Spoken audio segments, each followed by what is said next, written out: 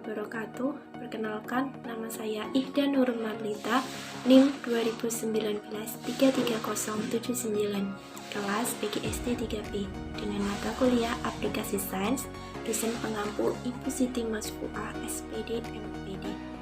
Air merupakan salah satu sumber daya yang menjadi kebutuhan utama semua makhluk hidup, termasuk manusia. Karena tubuh manusia terdiri dari 80% cairan. Ketersediaan air memengaruhi habitat tertentu karena dapat menentukan jumlah individu dari spesies dan keragaman hayati di daerah tersebut. Mengingat pentingnya air, tentu kita mulai cemas dengan pencemaran air yang diakibatkan oleh kegiatan manusia yang tidak bertanggung jawab. Pencemaran air merupakan keadaan di mana suatu lingkungan sudah tidak alami lagi karena telah tercemar oleh polutan.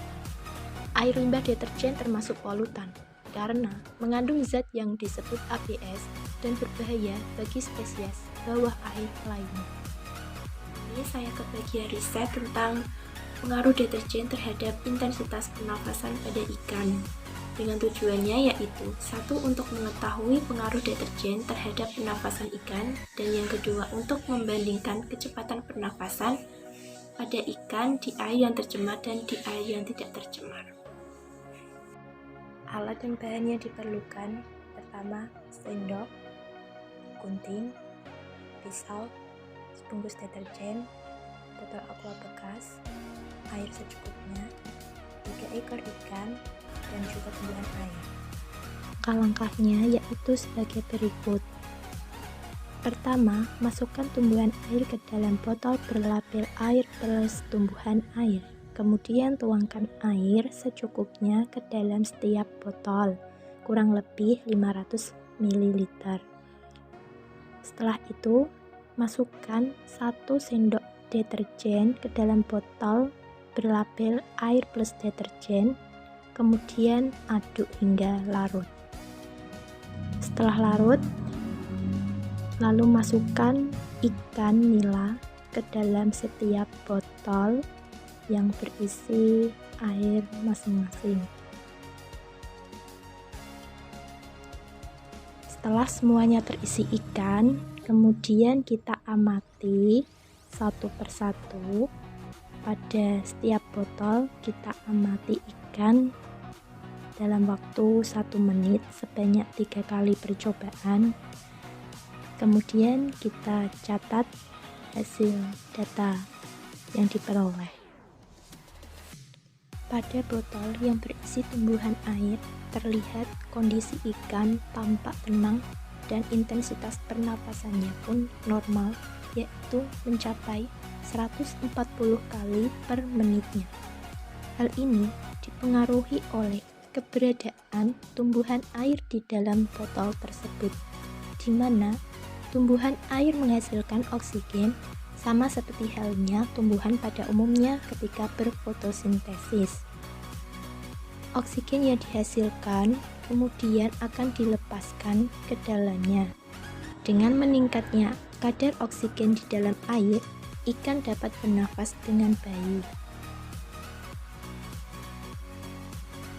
Kemudian pada botol kedua, di mana hanya berisi air murni saja, kondisi ikan terlihat sehat dan ikan pun bergerak dengan lincah. Tetapi intensitas pernafasannya berbeda daripada botol yang berisi tumbuhan air, di mana pada botol yang berisi tumbuhan air, intensitasnya menjadi 140 kali per menitnya. Tetapi di botol yang berisi air murni saja, intensitas pernafasan ikannya turun menjadi 110 kali per menitnya. Hal ini menandakan bahwa ada dan tidaknya tumbuhan air menjadi sebuah pemicu dalam jumlah kadar oksigen di dalam air. Akan tetapi, hal itu tidak membahayakan ikan, sebab ikan masih bisa bernafas dengan normal di air yang tidak tercemar.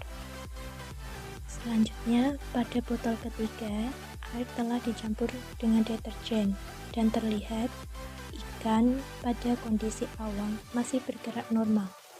Namun, pada pertengahan menit pertama, ikan sudah mulai bergerak cepat, seolah-olah berusaha untuk mengambil oksigen sambil bergerak ke arah atas botol, sehingga lama-kelamaan ikan berenang lambat dan intensitas pernafasannya pun turun menjadi 70 kali per menit pada menit pertama, 60 kali per menit pada menit kedua, dan 50 kali per menit pada menit ketiga. Pada percobaan akhir ini, ikan sudah dalam keadaan berlendir dan juga mengeluarkan darah sedikit dari insannya. Kesimpulan pada praktikum kali ini yaitu adanya pencemaran air oleh deterjen. Deterjen tersebut dapat menghambat kelangsungan hidup ikan karena deterjen dapat menurunkan kadar oksigen di dalam air. Dengan demikian, ikan yang berada di dalamnya tidak dapat bernafas dengan normal, sehingga ikan tersebut lama-kelamaan akan mati. Dari saya, semoga bermanfaat. Terima kasih sudah mau menonton. Wassalamualaikum warahmatullahi wabarakatuh.